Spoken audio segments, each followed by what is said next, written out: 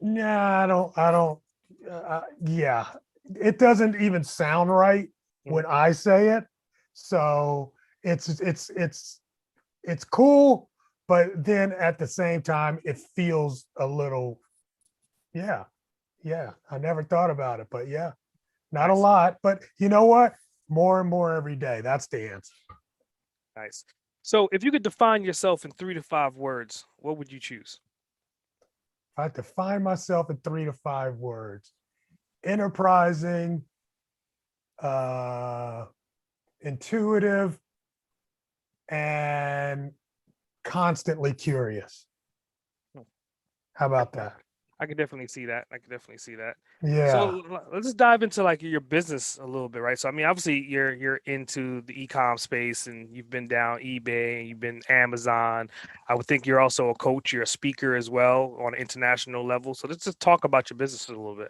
Yeah. I mean, we started on eBay, and it was so early in the game that we ended up becoming the power sellers on eBay, platinum level power sellers. And, when Amazon started their third party system, they were looking for people to do beta testing. Mm, And they literally came and tried to scrape all of the top sellers on eBay to test their Amazon platform. So actually, I was, one of the early beta testers for Amazon as well. And little, I don't know, somewhere around 2006, 2007, I was in um, a store looking for, sourcing products and stuff, in an import store, and I saw bandanas, and I was like, oh, that's pretty cool. I know a lot of, hip hop stars at the time were doing the bandana thing. Tupac had just died a few years before that. Or no, actually, his posthumous albums were starting to come out. mm, So he was getting popular again. And I was like, you know what? Let's grab these. And I started selling bandanas, and that literally changed everything. And created a video on YouTube on how to fold bandanas. And I don't know, people started catching on, mm. asking me to teach and train. That's how I got to do all the training and teaching around the world. And then now, today, I'm helping coach a lot of others because I'm so old that I can call myself a coach and a mentor now. Hilarious. So I mean, just think about it. I mean, like every single day somebody goes into a storefront. They may even go on to Etsy. They go on all these different platforms. How the hell did you have enough foresight and insight to pick a bandana of all the things on the planet that you came across? Why was that the product? You know what? I on that day I picked a whole lot of products, and that's the one thing, that might happen with you with products, or just in general with, your hustle. 80% of the stuff you do is going to fail. It's the 20% that covers a multitude of failures. So bandanas just happen to be one of the things. I'm sure, my warehouse is full of a lot of things that never sold, that I thought were hit. That was going to be it. So there wasn't anything really special other than the price. I was like, wow, I didn't know you could get a dozen for, like half the price of one.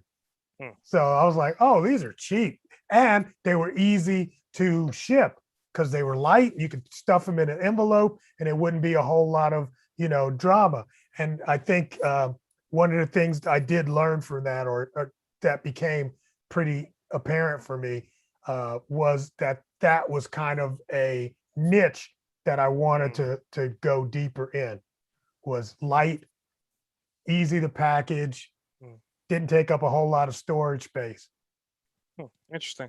So I want to time travel back, right? So I mean, obviously we know who you are right now. We know what you've accomplished. You know that what you're doing right now. But like, how did your journey start? Like, were you into media? Were you into marketing? Like, I mean, when did that really start for you? And how did you even bridge and begin jumping into eBay? I mean, basically, a friend of mine came to me back, and this is like the early 2000s, when everybody was flipping houses. And he was like, oh, we can flip this house. You know, I found it. This is a great price, blah, blah, blah. And it's an up and coming neighborhood. And he's like, you know, you got the credit because I was working as a IT, you know, my background is IT. So I was always a computer geek anyway.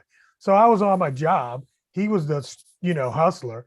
And he's like, yo, so all I need you to do is sign the paperwork to get the loan and we'll split the difference. Well, guess what? The house never flipped, right? And I got stuck with a second mortgage. So I was totally ass out and didn't know what to do. And a friend of mine told me, well, why don't you sell some stuff on eBay? I'm like, really? That's going to work? He's like, yeah. They'll buy anything on eBay. And I had a whole lot of used books, you know, since I was an IT person. I used to buy those big, thick coding books. And once you learn how to code or finish the project, you don't need the book. So I had a whole lot of those sitting around. And I started selling those on eBay. And that was the beginning of something big, you know, but it wasn't that big. It was just enough to get me through. And once I ran out of books, I had to find other things to sell, you know. So that's definitely interesting. So you're kind of like at the cusp. So you had enough insight to step into the market at the right time, and also have the right state of mind, and you also had the right training as well. So you're talking about coding. I mean, were you more like PHP? Like what flavor of code were you doing? Yeah, more more HTML than anything. Okay. Right. So I knew just enough HTML to be dangerous. You know, they used to give me all these books. I never read them. Don't tell anybody. You know, I never read them. I always got people in the office to, man, go ahead and code that up for me. Fix that. I was really good at that part. I would engage Fiverr when there wasn't a Fiverr. Nice.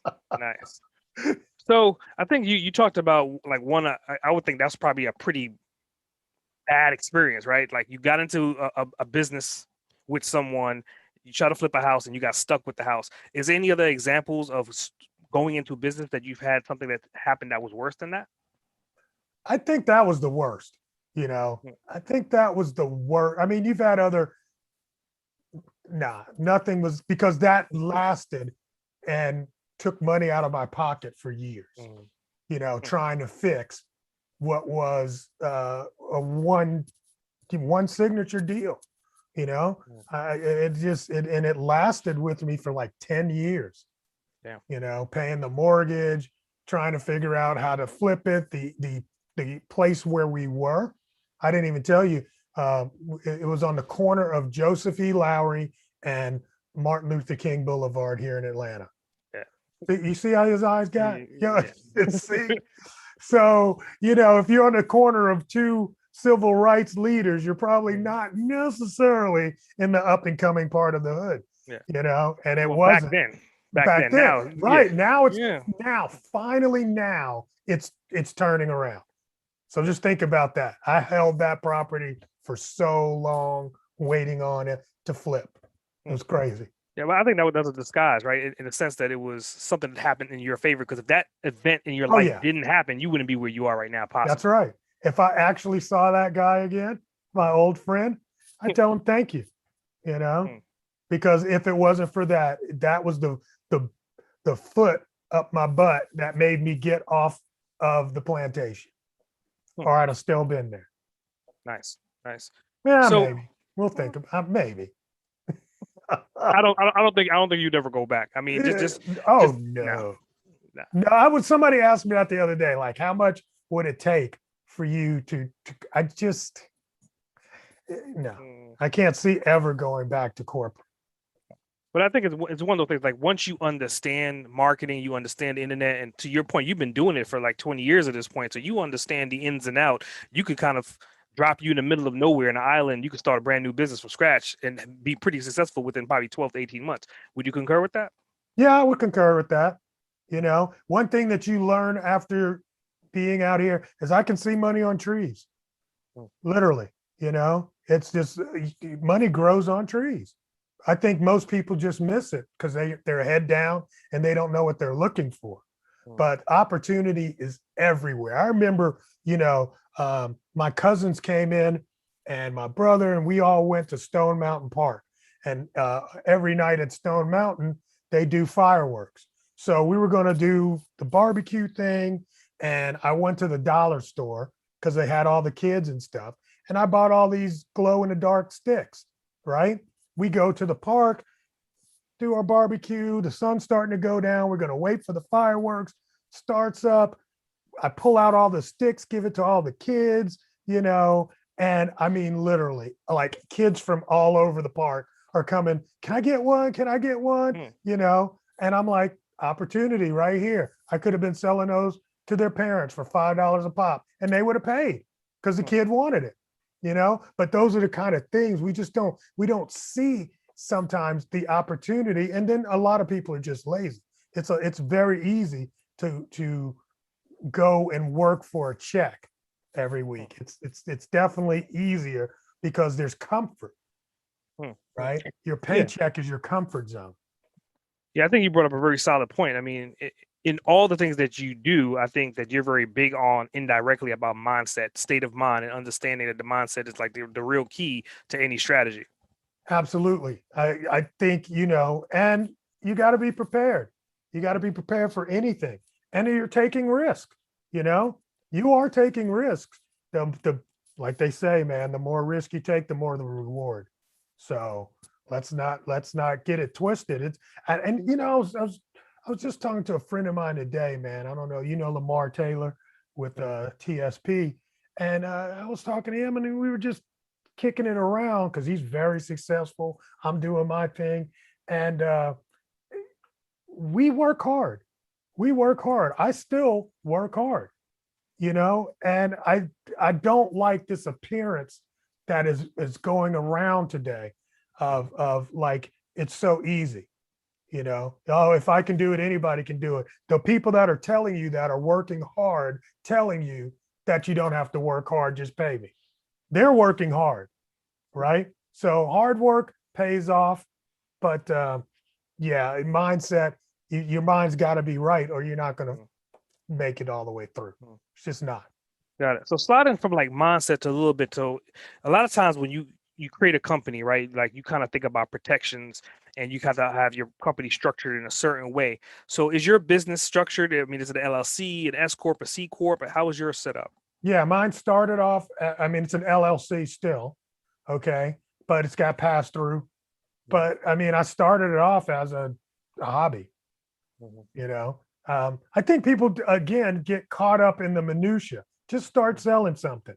You can work that part out later, get that. I mean, yes, we got our business license. Yes, we got our EIN and all that up front. But when it came to filing the paperwork, I think I didn't do the LLC until 2 years later, right? When it just became like, look, I could save tax money by doing it this way, right? But I mean, don't let that be a hindrance to you just getting out and starting. So with that, are you a big believer in like getting trademarks? Yeah, I mean, it's absolutely okay, but I'm trying to put a caveat out there again. Don't worry about it. Most people talk about, well, I got to go get my trademark. Hey, can I curse on this thing? Go for it. Oh, okay. So look, I'm asking, that's funny. So I'm like, ain't nobody worry about stealing your shit. You ain't made a dime. You ain't made a damn dime, and you worried about a damn trademark. Stop it. You know what I'm saying? Yeah.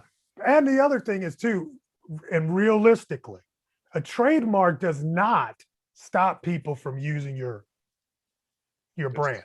You're right. Okay. It doesn't have, it's just a piece of paper, right? Now, if you sue them and you go to court, you will easily win with a trademark. However, whatever you win, you still got to collect. See, so it's not, so don't get so caught up. And the other thing is, most people are too lazy to copy your shit anyway.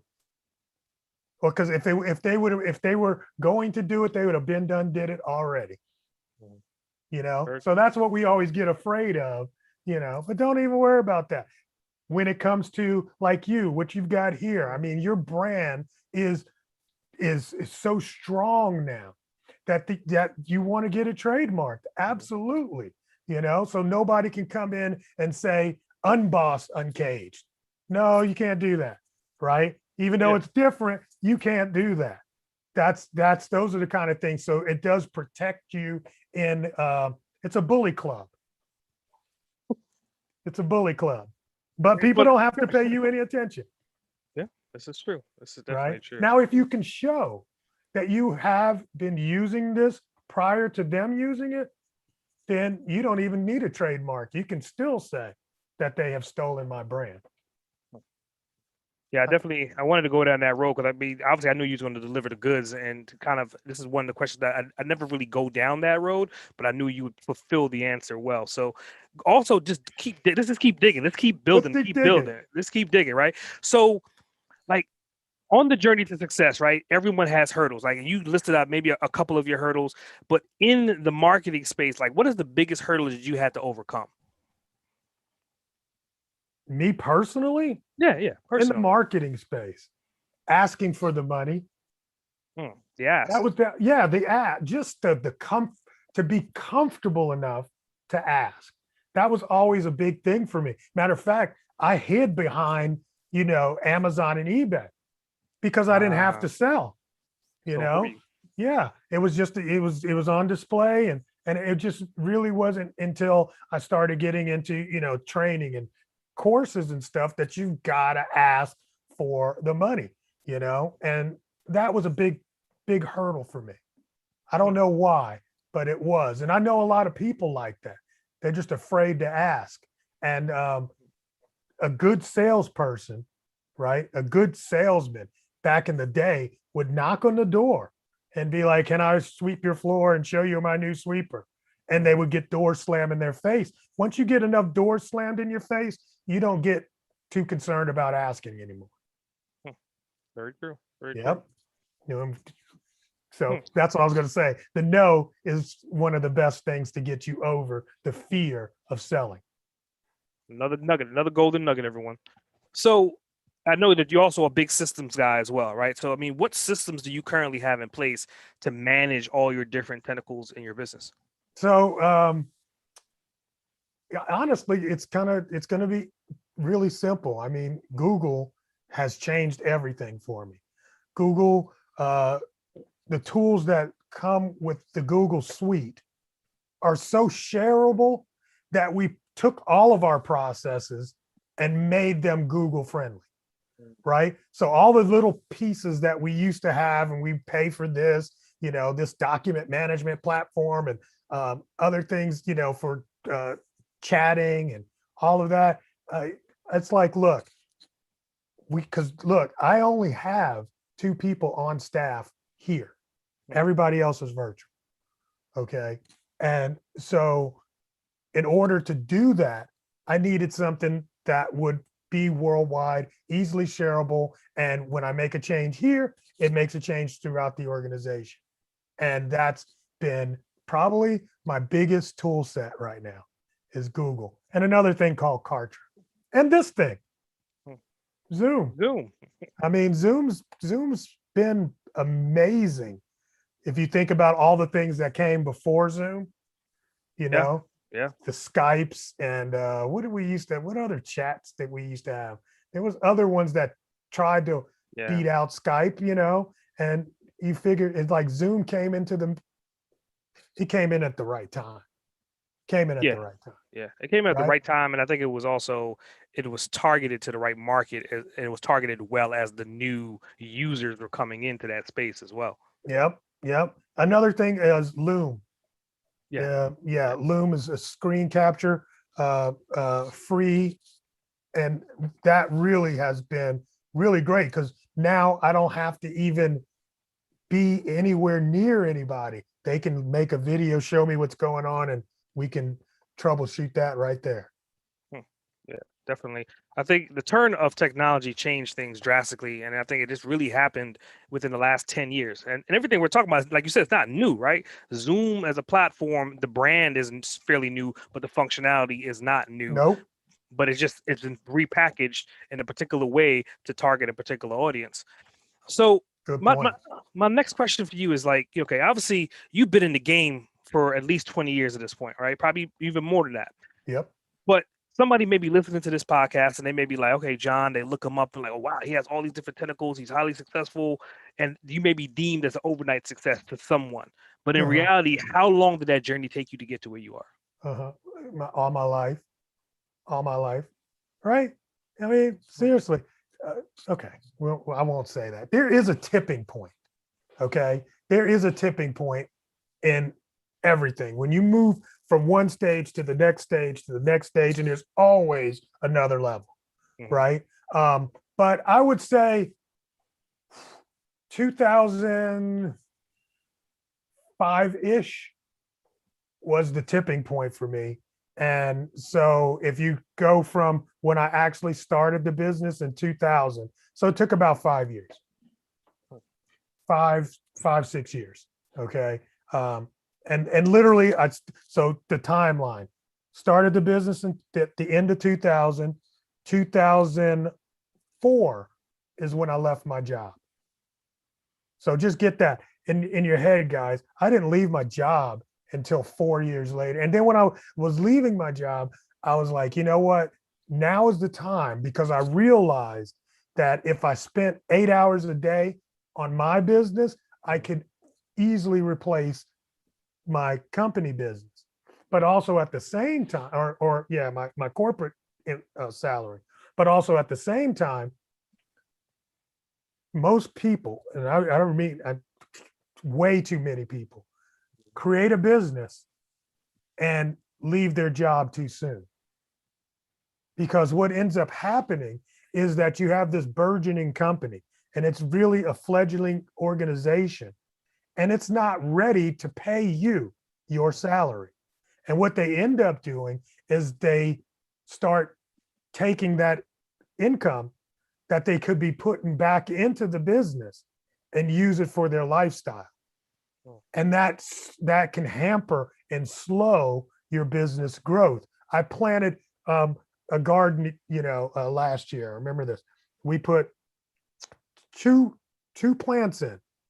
I know this is going to be ridiculous, but it's true, man. We put two plants in. They were the same size. One plant was in a little bit of shade, and the other plant had full sun. And the deal was, by the end of the season, the difference in the size and the amount of fruit, be it flowers, pollen, that it was able to produce versus the other plant, it taught me a lesson. It's those early stages can be some of the most important part of growing a big business. And I made sure, I don't even know, I can't even remember the conversation I had with myself to keep me at that job for 2-3 more years than I needed to be. Interesting. So if time travel was possible and you could teleport back in the last 30-year span and you could pick a day to go back and change one thing, what would that one thing be? I would have started teaching 10 years earlier. I would have started teaching 10 years earlier. Yep. Once I already had the knowledge, man, and there's people will teach you, people will say things and you think it's true. There's an old saying that those who can do and those who can't teach, giving the idea that teaching is somehow less than doing. But now that I'm a 50-plus-year-old man, I will tell you, you can argue with me all you want, but when you get to 50, you'll say, damn, that dude was right. Teaching actually trumps doing when you know how to teach right. I'm recapping that in my head. That's a powerful shit. It's like it's crazy. But also at the same time, when you do, you become a better teacher, right? So there is another side to that as well. But understand, if you think about most of these like really, really big multi-billionaires, I mean, after a while, they're not in the hustle, they're in the teach. Because what ends up happening is when you are, how old are you? 41. 41, you're too old. Okay. You're just past. All right. I will say in the 20s and 30s. Okay. That's your hustle years. Once you get to your age, 40s, you start trying to land the plane. Right? You're going to do the most you can. When you get in your 50s, you're going to realize I don't have the strength and the fortitude to deal with what the 20-year-old me did or the 30-year-old me did. I was a hustler. I can't do that.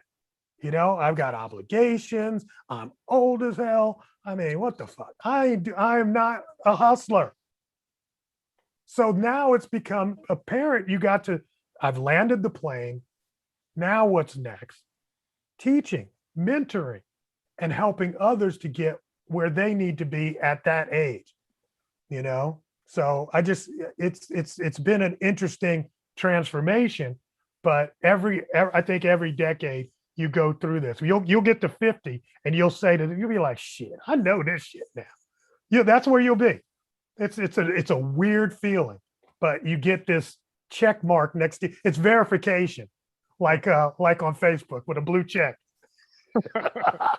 You become an influencer. You do. You really do. You know, if you're ready to step into those shoes, because I know other people that just aren't ready. You know, and to me, some of them, you know, I'm like, bro, you're like Uncle Charlie at the bar trying to hang with the kids. You know, I'm like, what are you doing, man? Here you are, 55 years old, you still hustle. Come on. Yeah. What do you know? And I'm not talking about just boss hustling. Maybe that's a good title. I like that. Boss hustling.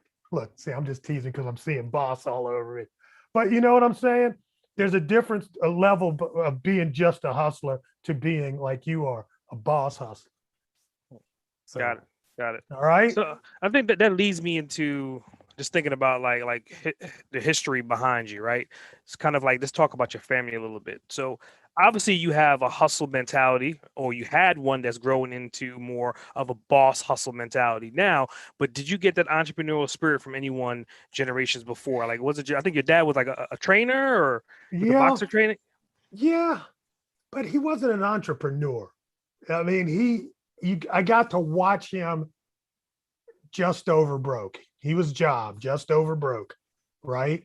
And he would supplement with other odd jobs. You know, it's like he had he had the skills to paint cars. So I remember he was always working, but also at night he would come home and do other people's cars.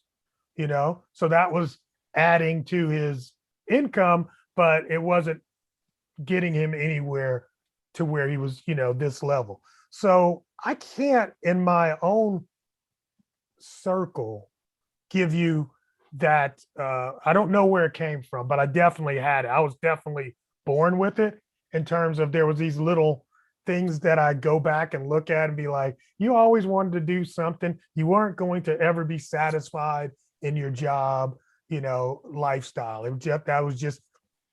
That structure never worked for me. So I can't really pinpoint that, but I can tell you where it crystallized and became real. And that was from reading Message to the Black Man, the Malcolm X, you know, autobiography and movie. And then I ended up joining the Nation of Islam, which y'all can take that or leave it alone. I don't give a shit. It's my story. So inside of the Nation of Islam, however, there was the teaching of knowledge of self to do for self, and understanding for me that if I wanted it to be, it has to start with me. Nobody's, you know, I'll tell you what my dad did teach me. My dad taught me there was no such thing as Santa Claus. That was probably the best thing he ever taught all of his children, because he let us know that at first he wasn't going to lie to us. But second, ain't no white man coming down the chimney giving you no gifts. And it was like an epiphany, but it also gave me the fortitude to stand in my own truth, like they say today, right? Yeah. I was able to stand. So I knew I was very aware that if it's going to be something, then you got to do it, you know. And so the deal was, going back to the nation, was that they had built the newspaper, you know, they had like the fish store, they had trucking companies. So I was really looking at what Elijah Muhammad had built in his day back in the early 60s, 70s. That really got me pumped. I was like, dude, I think I know I can do something. And so I did a whole different, you know, shift mentally. And so the first business I ever did was doing other people's taxes. Because like I said, I was, you know, into computers and stuff. The first year that had my computer, I went and got TurboTax, or yeah, I think it was TurboTax, one of those tax programs. And I learned how to use it. So when tax season came around, I told a couple friends, hey, I'll do your taxes, give me $50, I'll do your tax. And I used to make a lot of money doing taxes, but it was only for 3 months, you know. Yeah. You know, but I think that was a big mind shift for me. Definitely interesting. Yeah. And here's the deal, man. I think it's really great that a lot of young people today are coming up with entrepreneurial influences. Like you can watch Shark Tank on TV. When I was coming up, that just wasn't there. I mean, people thought you were crazy if you were like, I'm going to be an entrepreneur and start my own business. Like, what? Come on. You know, you didn't even graduate from high school. That's another secret. I ain't graduated from high school. I didn't like high school. That's an interesting fork in the road right there, right? So I mean, like, how did that pan out? Did you go back and get like your GED, and it kind of then leads me to the real question is like, do you see any principles in prosperousness in going to college? I mean, if you're going to be a lawyer, a doctor, sure. I mean, yeah, I mean, there's value in education. Okay. Don't get that twisted.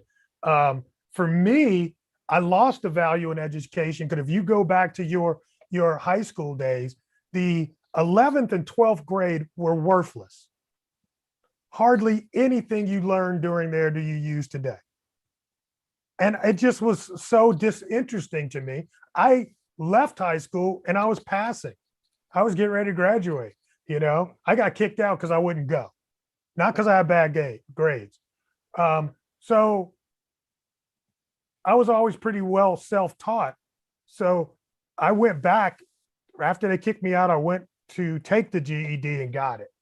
You know, I didn't study for it or nothing. I just went through and did it. Okay, fine. Because I wanted to go to technology school, which was where my interest was.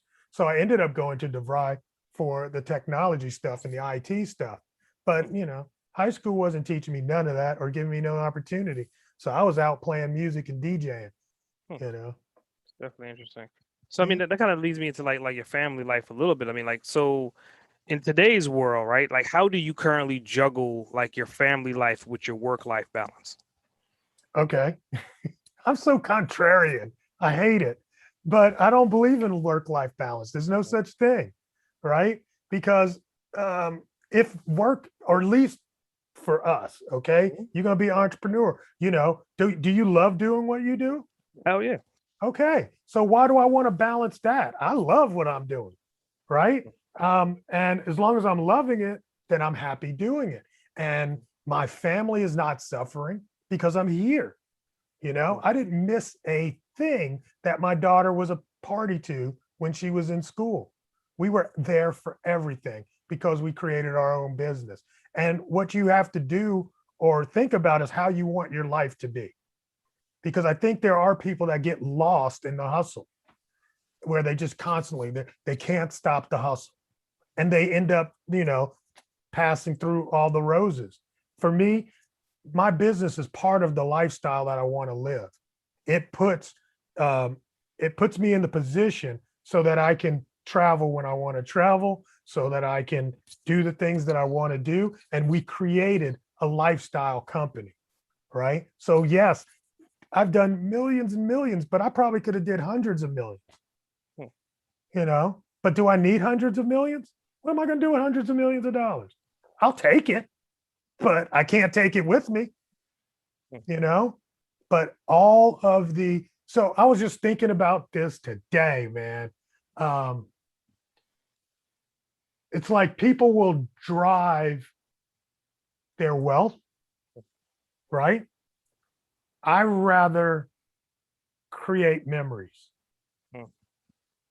right? So I've flown around the world having amazing memories and drive a piece of shit car. Okay, it ain't a piece of shit, but it ain't brand new and, you know, sparkling like diamonds, because I don't need the car. The car gets me to the plane. That's it, you know? So you got to have your priorities in order. Yeah. Know what you want. I definitely appreciate that. I mean, it kind of and it's always one of those statements that I talk about. Like once you understand like wealth and understand like revenue versus wealth versus the paycheck, you'll get to the point to where you're not going to be looking at like my home or my car. To your point, it's all about the memories. Like what legacy can you leave behind? Yeah. What have you done in this life, and you kind of look back on and smile at? It's not about the car that's just going to sit in the garage. So I commend you for saying that. I definitely appreciate that statement. Man, there's too many people that are millionaires that kill themselves. Why? Yeah. Right? Yeah. Be happy, man. Be happy. I mean, if you're happy on your job, hey, go for it. Don't let nobody else, you know, shame you into being something that you don't want to be. But that comes with growth. That comes with wisdom, you know, because it's hard. It's hard out here for a pimp. Digital pimp. Yes, exactly. Let's be clear, folks. It's funny. So let's talk about like your morning habits, your morning routines. What do those look like? Oh Lord, I don't have a morning routine. Oh yes, I do. Okay, I will, because after I get done with the breakfast and all that, literally every morning I get breakfast. I sit down, I watch the news, I go through my phone, see what's interesting topics. That's first, right? Or that's the regular stuff. But when I come in, I write a blog post. Lately, I've been creating a video and editing the one we talked, right? And then I make sure I post it all around. Then I check in with my VAs, because usually they're leaving or that's the end of their day. So I check in with them and make sure everything's, you know, handled there. And I don't check email until noon. Nice. Because and you know, I start the day eating the frog. What's the big thing I have to get done today? And I won't check email until after that's done, because email has a tendency of rejuggling all your priorities, and the real thing you want to get done doesn't get done. Very true. Very true. Yep. That's very true. So this is the part where I like, because, you know, I started a book club because of Uncaged, and just realizing that, you know, everyone that I speak to that's like you, books have helped you on your journey, and there's still probably books that you're reading or audio books that you're listening to. So it's a 3-part question. What books do you recall that helped you get to where you are currently? Okay. What books are you reading currently right now? And as an author, what books have you written? Okay. Cool. The big books for me were Think and Grow Rich. What's the Babylon book? Have you read Richest Man in Babylon? Richest Man in Babylon and Rich Dad Poor Dad. Nice. Okay. So those are like, dude, get those books. Would you say, what's the other thing? What am I currently? Yeah, what are you currently reading? Okay. Currently, it's just because it's sitting here. I'm reading Digital Millionaire, Dan Henry. Danny. Good book. I like that. I'm impressed with Dan. I would just talk shit about him on You know, because he was a young guy. I was like, what does he Yeah, know? He's just showing off he's his yacht. matured. He's matured Yes, now. he Yeah. really has. He really has. Ask, that's Ryan Levesque, right? Going back to the old school, Yes, .com sir. secrets, right? And this one is interesting, man, that I'm keeping around. It's like how business works. Hmm. And it's like a hardback, but it's done with like images Oh, like that. And I it's more graphic really, today's. yeah, and that really resonates with me. So I'm keeping that around. So that's what I'm reading currently. And here's what I've written: Kick Ass Social Commerce for Epreneurs. That is the Bible. It is the best book ever written.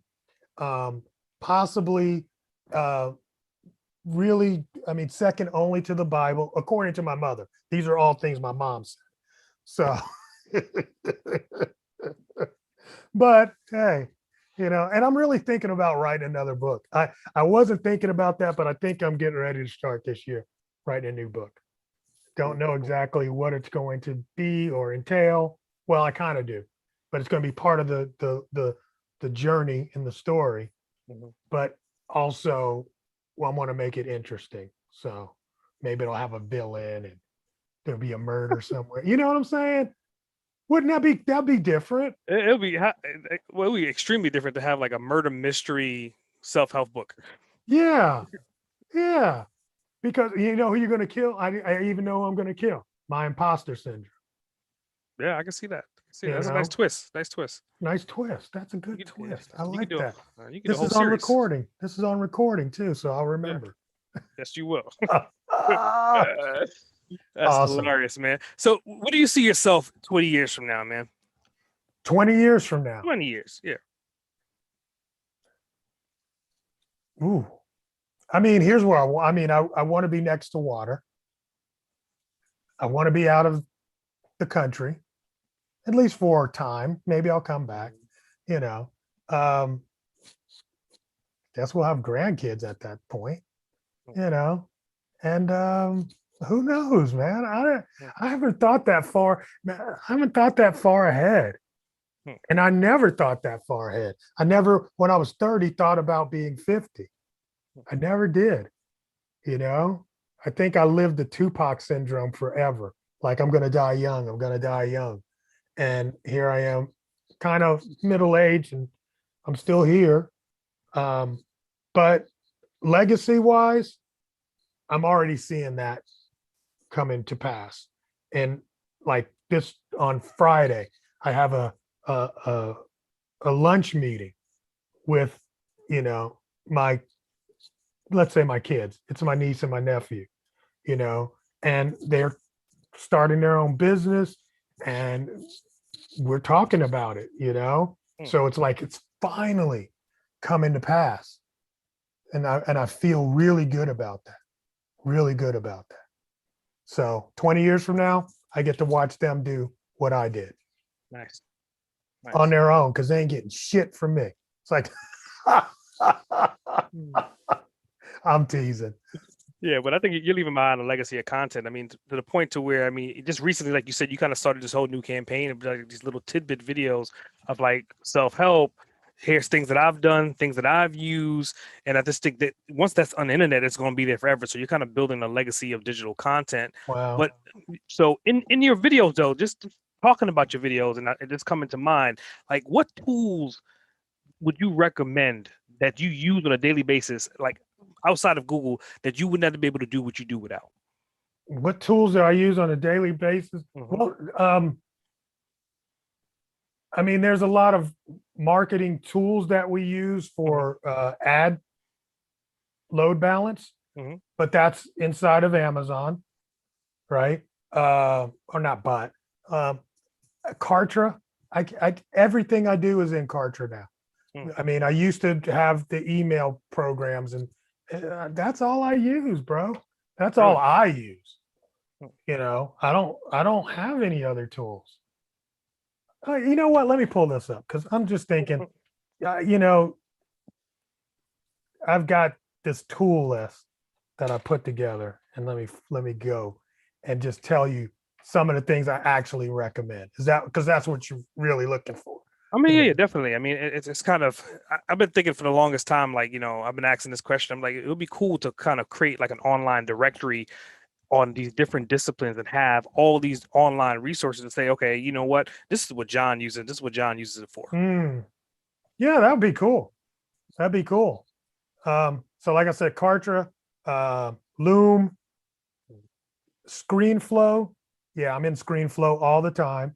Um, what's this one? Snagit. Hmm. Snagit's probably the best tool. I don't think there's any tool I use more than Snagit, What which does is a Snagit do? screen capture. Okay. Screen capture. Keynote, one of my big favorites. And let's see, anything else that I actually use? Webinar Jam, of course. Yeah, I use Twilio for messaging. Hmm. StreamYard for streaming sometimes, and Zoom. Hmm. So I've got my own little tool suite, but Nice. I gave you like the back, like how I'm making the sauce. Mhm. It is literally Keynote for pretty much all graphics, and Snagit. Gotcha, for the screenshots. Nice. Nice. Yeah, because I use that to. One day I got to do a teaching on how I use the tools. They're totally weird, Hmm. but you take all that together and I can create all kind of graphics and documents and the whole nine. Well, it goes back to, I mean, the proof is in the pudding. I mean, not only are you a good teacher, but you enjoy teaching. So, and I could see that in your videos. I mean, every time you produce a video, I see that passion coming through. It's like he's giving you diamonds. He's giving you diamonds in the rough. But if you're not listening to him, you're missing out on them, and that's just the way you come across. So I definitely appreciate your videos. I mean, I watch them on a regular basis as well. So. Awesome. Somebody's watching. That makes me happy. But I will tell you this, the teaching part, remember I was very dogmatic about teaching. Mhm. I've always been a good teacher. I mean, from day one, and that was part of, even when I got into religion and did the nation thing and did the Christian thing, both of those I was teaching and preaching. So I mean, that's one thing I've always been able to do, and that's something that comes. Now that I definitely got from my dad. Nice. That I definitely got from him. I used So to I mean, watch him do that. so spitting off on that, right? So let's just talk about like words of wisdom, words of insight. Like you just brought up your dad. You're talking about like being a teacher. So let's say I'm 41 years old and I'm coming to you, John. I'm like, John, I'm obviously on my journey. I'm branding. I'm doing all these different things, but I want to scale. I want to burst my bubble and expand more. What words of insight would you give to someone like me? Okay, what do you want to spend? Do what do you want to do? As far as what What do my you brand to like do? doing? What do you like doing? I love podcasting. Okay, I love podcasting. you love podcasting. I Mhm. mean, so one of the things is, I mean, do you have a course? It's in development. Academy is in development right now. I mean, yeah, that's going to be huge for you. That's going to be huge for you because everybody wants to know how to do a podcast, but not only how to do a podcast, but to do one successfully. Mhm. And you're doing one successfully. So I would stick in, if I had one thing to tell people, stick in your lane Mhm. and become an expert at what it is that you like doing. Right? Because there's so many shiny objects out here. But if you become the expert in the one thing, then everything else, let everybody else be a generalist. You go to the doctor when you got a pain and you pay that doctor fee to the generalist. And what do? They recommend you to the specialist. And when you go to the specialist, he's going to charge you 10 times more. Right about that. Right? So it's your specialty. Go deep into the specialty for whatever it is that you guys are out there wanting to do. If you go deep into your specialty, there's money to be made in that. Nice, nice. So I mean, even with that, I mean, obviously you're online coach. You have courses. You have all these stuff on your profiles online. So how can people find you and get in contact with you? My name, johnlawson.com. All right, johnlawson.com. And then you can just look up like colder ice, one word. Mhm. COLDERICE on Google. You'll find me. I'm on Colder Ice on all the channels: Facebook, LinkedIn, Twitter, Instagram. What's that stupid phone one that I don't use? Clubhouse. But Clubhouse. yeah, I had to take it just because somebody else might. You know what I'm saying? But yeah, I'm not a I'm a Droid user, so yeah. Gotcha. I'm not going to sit there with my phone all day listening to Clubhouse because it's not on Droid. Not yet. Not yet. Do you like it? Well, I mean, in the beginning, I was all about it, and I started maybe like I think it was October last year, and it was cool. But for me, it was like the conversion point throws things off. It's like there's no real conversion point. I have to take you from one system to another system, or kind of have to follow back up. But there's no built-in conversion. Like on Facebook, I can convert. Yep. Instagram, I can convert. Twitter, I can convert. Yep. LinkedIn, I can convert. Clubhouse. Yeah. It's yeah, exactly. And one of the things is too, people were talking about, Clubhouse is the new podcast. See, I'd rather listen to a podcast. I'd rather listen to somebody go deep into their understanding, like you've done with me today, right? Versus, all this 15 minutes of surface level understanding and then dumb questions from the audience, which drives me crazy. Yeah. You know what I'm saying? So, I mean, everybody has their mode, Yeah. and I really like the long format of a podcast. Oh yeah. I think people don't realize the power of a podcast. I mean, at the end of this podcast, there's so much content that we've developed in this communication between us that we can reuse and repurpose and do cross marketing, cross promotions day in and day out for years to come. It's an amazing, and it's like one of the first ones out. I mean, podcasting's been out since the freaking 90s. Yeah. People don't get it, but it's podcasting has lasted almost as long as email. The two things they want to claim are dead. Yeah. Well, yeah, the email is definitely not dead. Right. So let's just talk about, obviously I deemed you the ice boss. So let's talk about like your company name. Like what's the meaning behind the company name? Like, how did you come up with that? Colder Ice? Yep. I'm glad you asked. So, when I was getting started, and like I said, this was around 2007, 8, when I started teaching, I didn't think people would pay any attention because I was a black guy. I would sit in rooms on e-commerce, events, and I'd be the only black guy. There'd be 2 or 3 others. I'd make sure I got to meet that one because there's only a few of us here, So I really didn't think that anybody would pay me a lot of attention just because I was a black guy, right? And so I kind of went out to the Google and tried to get my name. I got my name now. It cost me money because somebody was sitting on it for years. But I couldn't get the johnlawson.com. So, because it's a very common name anyway.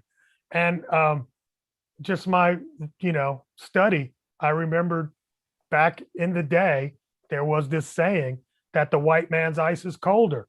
And what did that come from? Was that, black businesses, and this is one thing, a lot of people don't recognize. Entrepreneurship for black people was a necessity 50 years ago. It wasn't an option. If you wanted to go and get your stuff from the department store, you had to go to the black department store because white people wasn't letting you put nothing on. You know what I'm saying? If you wanted to ride in the cab, you had a black cab. You weren't getting in the white people's cabs. Everything that there was for the whites was for the blacks, and they were run by black people, right? The deal was, as soon as integration came, the black store owners would watch their consumers walk right past their storefronts to go shop downtown. And they said, oh, I guess the white man's ice is colder. And I had the realization, it's like, my ice is just as cold as the white man's. And that's where I came up with Colder Ice, did a search. It's like, oh, colderice.com. And it was available. And that became the whole thing. Well, I'm happy I asked that question too. Damn. That's where it came from. Yes, sir. Yes, sir. I mean that just adds to the whole nostalgia of calling you the Ice Boss. Like that's official. Like that's on a T-shirt, and I'm gonna have to deliver I'm gonna that have to to do you. that, dude. That's awesome. I love it. Yes, Yes. I'm in. I'm in. I'm totally in. But you know what? But This is off topic. mhm, Well, not off topic, but I want to make something really clear for for me in my life. Where I where that fell off for me, this nobody would listen to me because I was black, happened 2 years later when Barack Obama was sworn in. mm, He gave me to validity to others.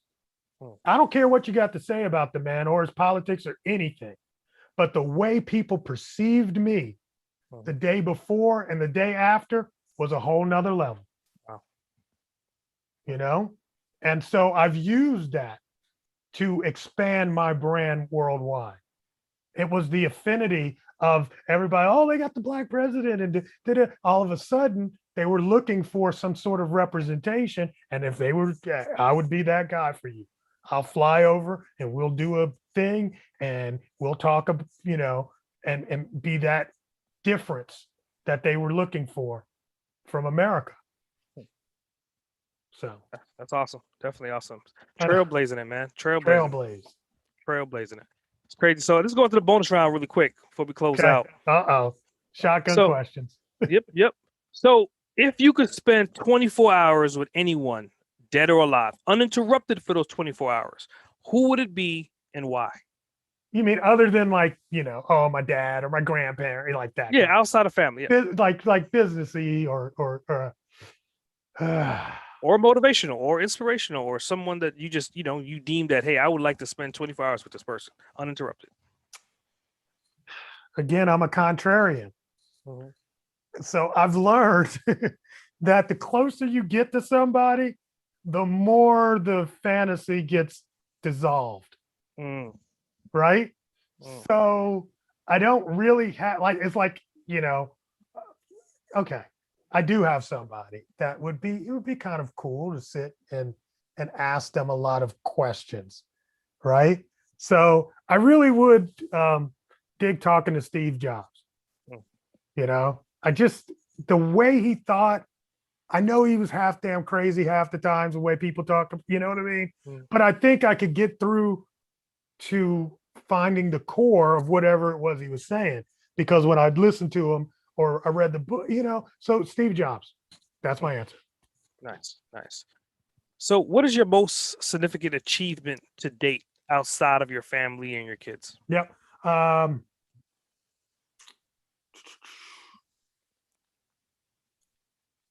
I don't know, man. It's probably doing the American Express commercial.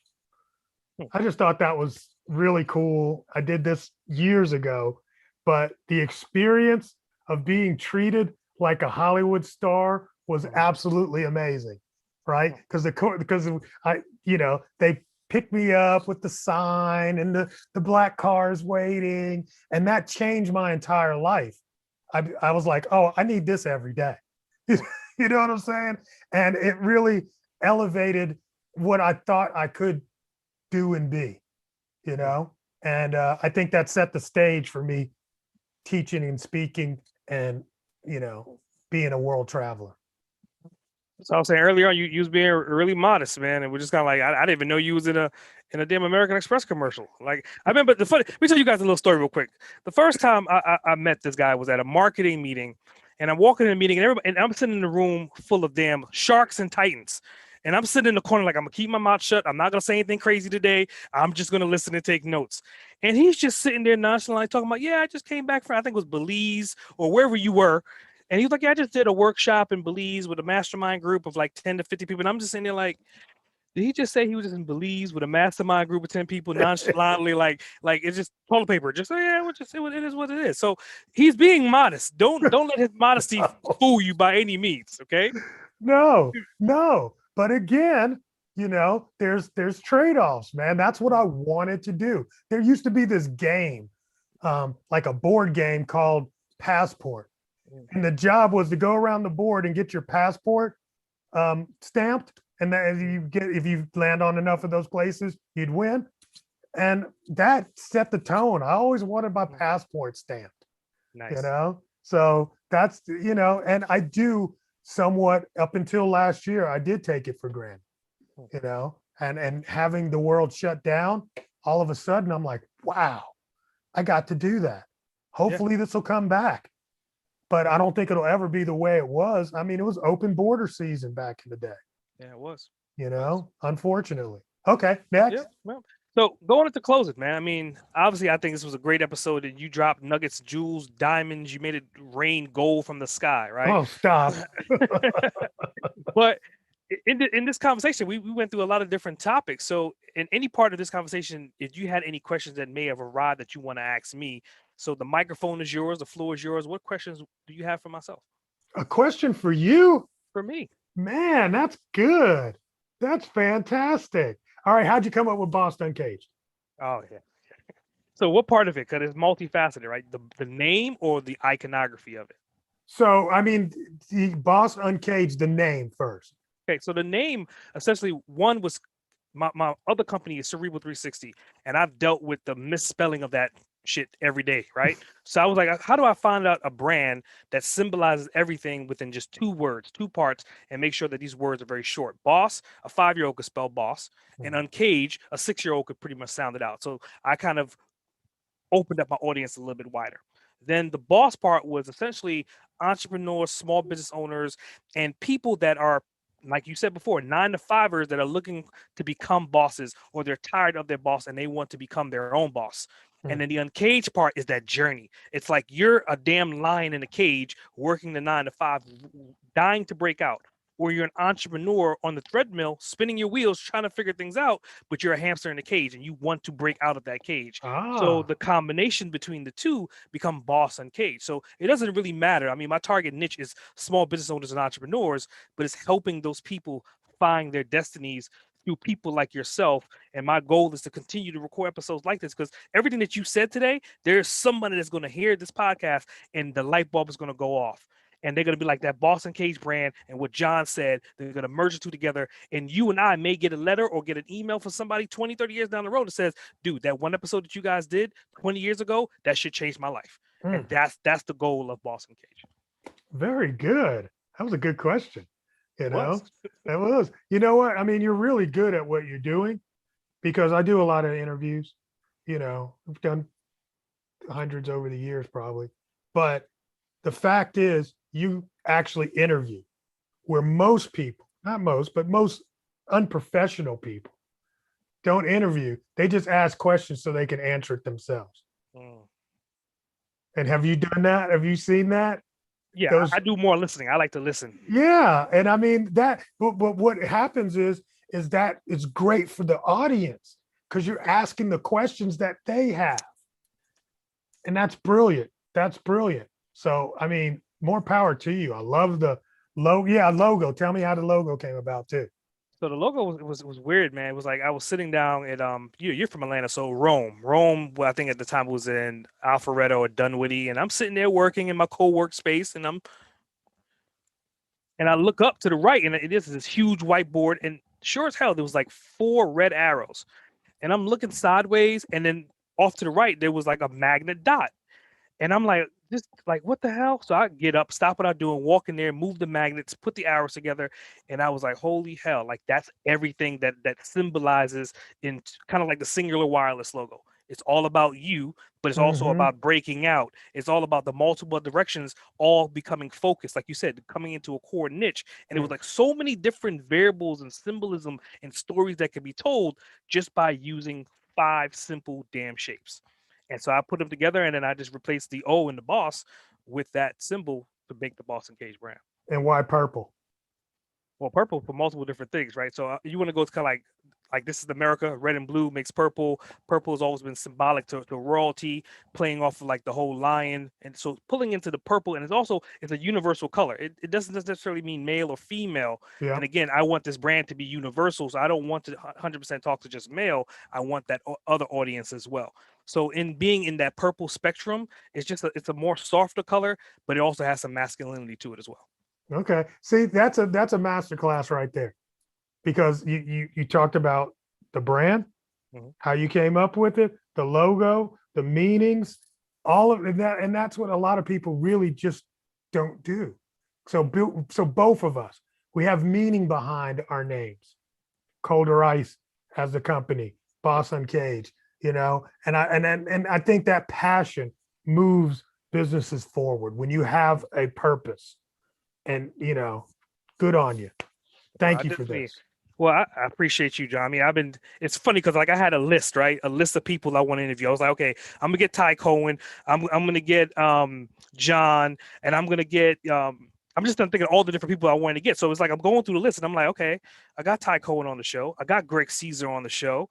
Earlier this week I had Justin, and I Uh was like, dude, I'm gonna get every last one of you bastards before it's said and done. huh. But it was easy. Yeah, it It was was easy, but easy, right? yeah, I mean, it I'm definitely just was easy. saying it's just like that crew of Mhm. people have Oh man. just, you know what I mean? Just so welcoming, open. They've helped me out in so many ways just knowing these people. You Mhm. know, it was the antithesis of what you think would happen with a bunch of brothers. You're 100% right. Because after I left that room, I was just sitting there. I literally sat in my car that day, and I was just like, "Where the fuck have these people been? Like, where have they been? Like, they're in Atlanta on top of it too." And the way I came to find you guys was kind of like through Ty Cohen, introduced me to Greg, and Greg was like, "Yeah, I live in Atlanta. Come to my marketing meeting." I was like, "Okay." And I showed up, and then the rest was history. It was like it's a night and day difference just when you're guided in the right direction and you seize those opportunities. Man, awesome. Well, Well, it's so good to reconnect definitely. after COVID times. Definitely. Well, John, man, I'm not gonna suck any more of your time. I definitely appreciate you and commend you, and I love everything you're doing and you have done and you continue to do, man. It was a pleasure. Hey, I got something for you for your audience, if Yeah, I go may. for it. Go All for it. right. Ecom from scratch. If you want to build an e-commerce store, go to ecom from scratch. It's completely free and it's a video of me walking you through how to build your own e-commerce store. I think everybody should at least consider e-commerce. It's just so amazing. It's growing. And if you go to ecom from scratch, there's a free training there. I would Boom. definitely say if you don't take advantage of that coming from someone that has mastered both eBay and Amazon at the same damn time, I will strangle you myself if I ever meet you in person. Done. That's a Grant over and out. That was crazy, man. Definitely.